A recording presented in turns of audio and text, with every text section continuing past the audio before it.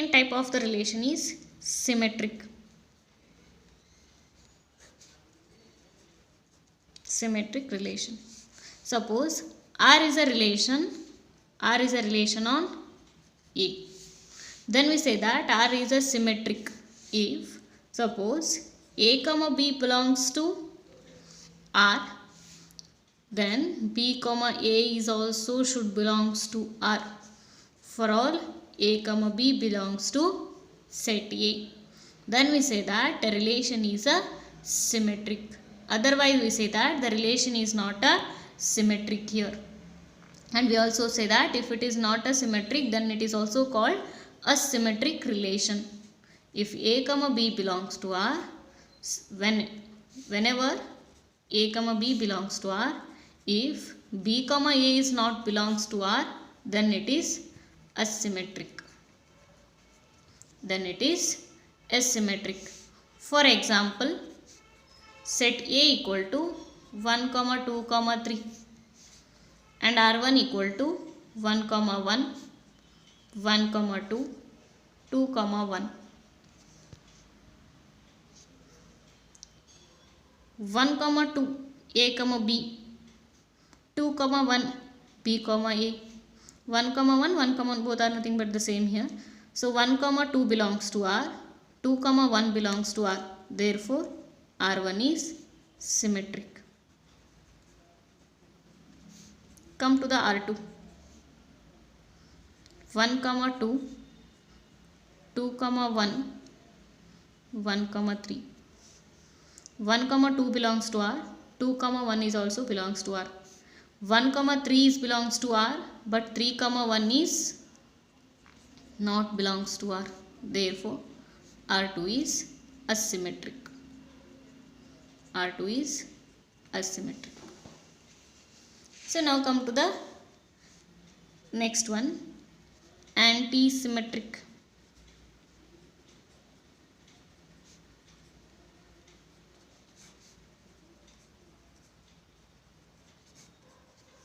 Means R is a relation on a set A is said to be a anti-symmetric whenever A comma B belongs to R and B comma A belongs to R, then A must be equal to B. Then A must be equal to B. Then we say that relation is a anti-symmetric. Then we say that a relation is anti-symmetric. So see the example here. Otherwise we say that then we say that it is an anti-symmetric. See the example here. A equal to 1, 2, 3. R1 equal to 1, 1, 2, 2. R2 equal to 1, 2, 2, 1, 2, 3. See here, R1 equal to 1, 1, both A and B are equal. 2, 2, both A and B are equal. Therefore, R1 is symmetric and also anti-symmetric. See the R2. 1, 2, 2, 1 belongs to R. 2, 3 belongs to R, but 3, 2 is not belongs to R. Therefore, it is not a symmetric. Now come to the anti-symmetric definition. Both A and B should be equal, but here there is no A and B are equal in any ordered pair. Therefore, it is not a anti-symmetric. Come to the next one, transitive relation. So transitive relation means suppose R is a relation on a set A. Suppose R is a relation on a set A, then whenever A comma B belongs to R, B comma C belongs to R, then A comma C is also should belongs to R. For all A, B, C belongs to R. Then we say that relation is transitive. If A comma B belongs to R, B comma C belongs to R, and then A comma C is not belongs to R, then we say that relation is not a transitive. See the example here. A equal to 1, 2, 3. R1 equal to 1 comma 1, 1 comma 2, 2 comma 3, 1 comma 3, 3 comma 2, and R2 equal to 1 comma 2, 2 comma 3, 1 comma 3, 3 comma 1. 1 comma 1, 1 comma 2 means 1 comma 2 is again belongs. 1 comma 2, 2 comma 3, 1 comma 3 is belongs. 2 comma 3, 3 comma 2. Sorry, 1 comma 3, 3 comma 2, 1 comma 2 belongs to R1. Therefore, R1 is transitive. Come to the R2. 1 comma 2, 2 comma 3, 1 comma 3 belongs to R. 2 comma 3, 3 comma 1, 2 comma 1 is not belongs to R2. 1 comma 3, 3 comma 1, 1 comma 1 is also not belongs to R. Therefore, R2 is not a transitive. So come to the example here. Suppose let R and S be a relations on a set A. Prove the followings. In that, first one is if R and S are reflexive.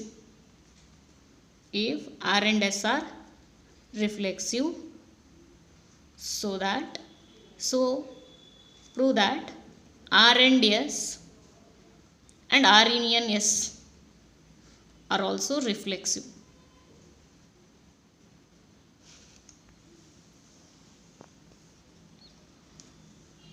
If R and S are reflexive, then prove that R intersection S and R union S are also reflexive. So come to the proof of the first one. If R and S are reflexive,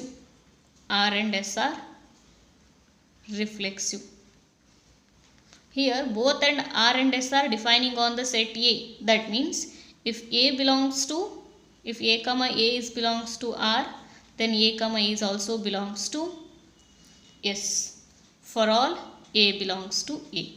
If A comma A is belongs to R, A comma A is belongs to S. Hence A comma A is belongs to R intersection S, and A comma A is belongs to R union S. Therefore, R intersection S and R union S are reflexive.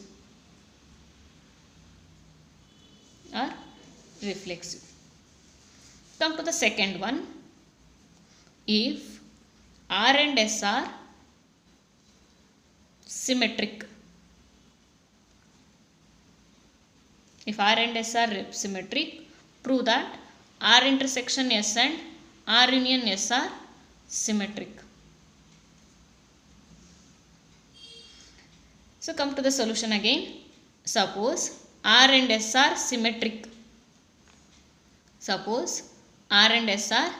symmetric. Then consider any element A comma B which is belongs to R intersection S. Consider an element A comma B which is belongs to R intersection S. R comma B belongs to R intersection S means A comma B belongs to R and A comma B belongs to S. If A comma B is belongs to R, we know that R is symmetric. If R is a symmetric, if A comma B belongs to R, then B comma A is also belongs to R. Similarly, S is also symmetric. If S is a symmetric, A comma B belongs to S implies B comma A is also belongs to S. B comma A belongs to R. B comma A belongs to S. That implies B comma A is belongs to R intersection S, and B comma A belongs to B comma A belongs to R intersection S. Therefore, R intersection S is a symmetric. Next, consider A comma B belongs to R union S. If A comma B belongs to R union S means A comma B belongs to R, or A comma B belongs to S. We know that R and S are symmetric.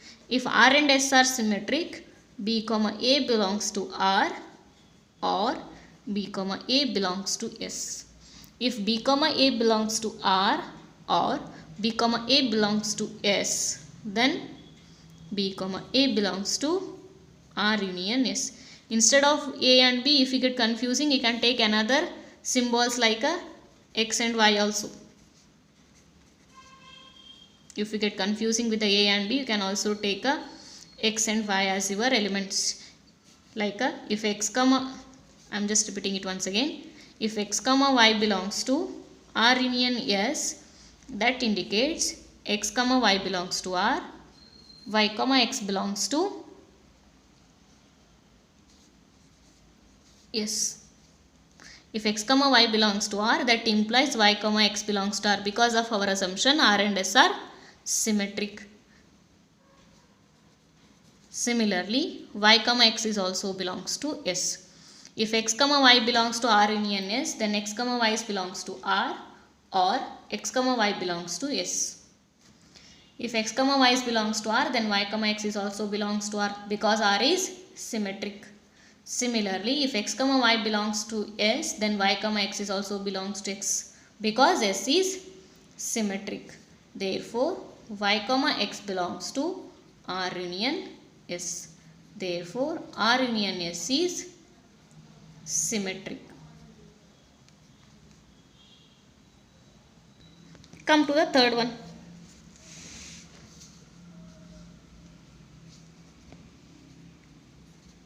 If R and S are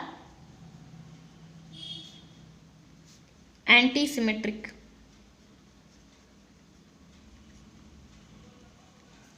if R and S are anti-symmetric, then R intersection S is also anti-symmetric. Let's consider A comma B and B comma A belongs to R intersection S. A comma B, B comma A belongs to R intersection S.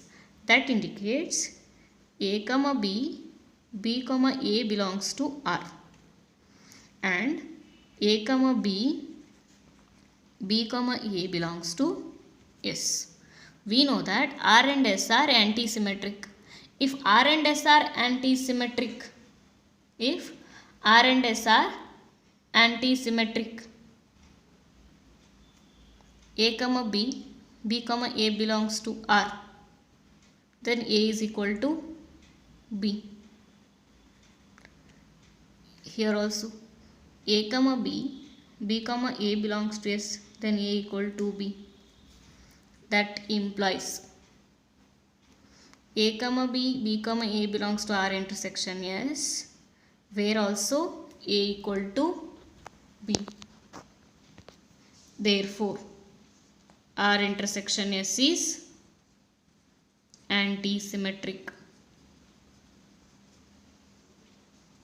Therefore, R intersection S is anti-symmetric. Come to the fourth one. If R and S are transitive, then R intersection S is also transitive. So come to the take A comma B comma C belongs to R intersection S. That implies A comma B comma C belongs to R, and A comma B comma C belongs to S. If R is a transitive, A comma B comma C belongs to R implies A comma C belongs to R, because R is transitive. A comma B comma C belongs to S. That implies A comma C belongs to S, because S is transitive. If A comma C belongs to R and A comma C belongs to S, that implies A comma C belongs to R intersection S. A comma B comma C belongs to R intersection S implies A comma C belongs to R intersection S. Therefore, R intersection S is transitive.